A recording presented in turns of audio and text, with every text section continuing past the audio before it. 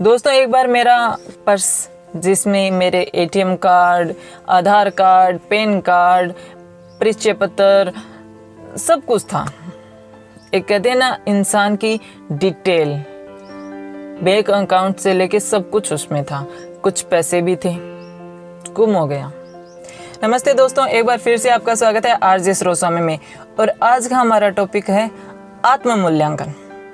एक बार एक व्यक्ति कुछ पैसे निकलवाने के लिए बैंक गया और जैसे कैशियर ने उसे पेमेंट दिया, उसने चुपचाप उसे अपने बैग में रख लिया और वहां से चल दिया। उसे पता था कि कैशियर ने गलती से उसे 1,40,000 रुपए देने की बजाय 1,60,000 रुपए दे दिए, लेकिन उसने ये आभास कराते हुए पैसे गिने ही नहीं कि उसे कैशियर की ईमानदारी पर पूरा भरोसा है। इसमें उसका दोस्त था या नहीं, लेकिन पैसे बैग में रखते ही 20,000 अतिरिक्त पैसों को लेकर उसके मन में उधेड़ बुन शुरू हो गई। एक बार उसके दिमाग में आया कि ये पैसे मैं उसको वापस लौटा देता हूँ, लेकिन दूसरे पल उसके दिमाग में आया कि जब मैं किसी को गलती से ज्यादा पैसे दे देता हूँ तो मुझे वापस कौन लौटाने आता है। बार बार मन में आया कि पैसे लौटा दें, लेकिन हर बार दिमाग कोई ना कोई बहाना, कोई ना कोई वजह बता देता पैसे नहीं लौटाने की।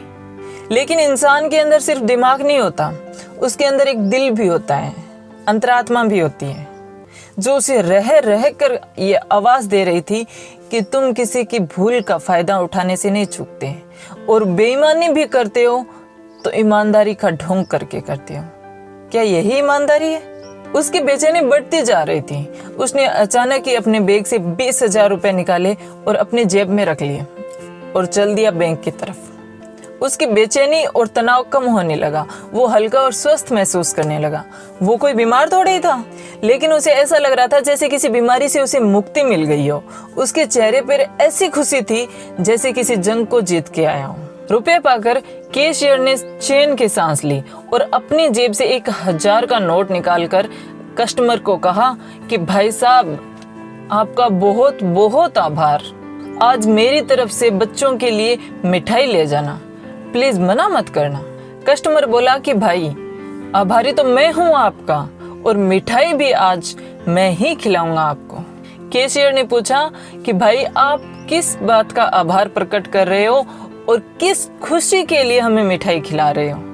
कस्टमर बोला कि आभार इस बात का कि इस 20,000 के चक्कर में मुझे आत्म मूल्यांकन का अवसर प्रदान किया। अगर आपसे ये गलती ना होती तो ना तो मैं इस द्वंद में फंसता और ना ही घंटों के द्वंद के बाद मैं अपने मन पर, अपने लोभ पर, अपने लालच पर काबू कर पाता। यह बहुत मुश्किल काम था। घंटों के द्वंद के बाद मैं जीत पाया। इस दुर्लभ अवसर के लिए आपको बहुत बहुत धन्यवाद। मित्रों, कहाँ तो वो लोग हैं जो अपनी ईमानदारी का पुरस्कार लेने से, अपनी प्रशंसा करवाने से कहीं नहीं चूकते, और कहाँ वो लोग हैं जो ईमानदारी का पुरस्कार दूसरों को देते हैं। ईमानदारी का कोई पुरस्कार नहीं होता, अपितु ईमानदारी स्वयं ही एक पुरस्कार है।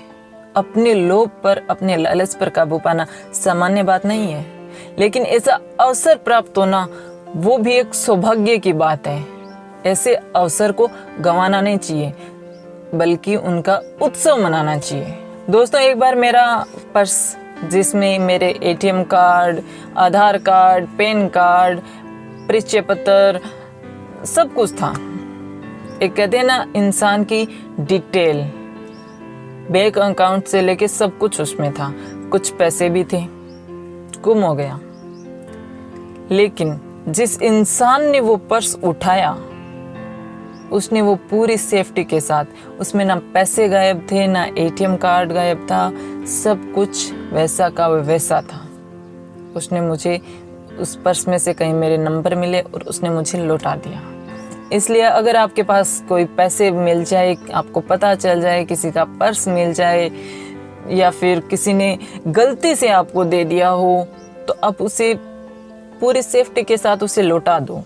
क्योंकि हो सकता है कि इतनी सारी डिटेल या फिर पैसे उस इंसान ने किस मजबूरी में लिए रखे हो हाथ में, बाकी हाथ में कौन रखता है। हो सकता है वो किसी गरीब के हों, हो सकता है किसी मजबूर इंसान के हों, कुछ भी हो सकता है। इसलिए किसी के भी पैसे, कोई कीमती चीज हमें अपने पास नहीं रखने चाहिए। और अगर आपको मेरा वीडियो पसंद आया हो तो लाइक करें, शेयर करें और सब्सक्राइब कर लें और कमेंट करके ज़रूर बताएं कि मेरा वीडियो कैसा लगा। मिलते हैं अगले वीडियो में, तब तक के लिए धन्यवाद।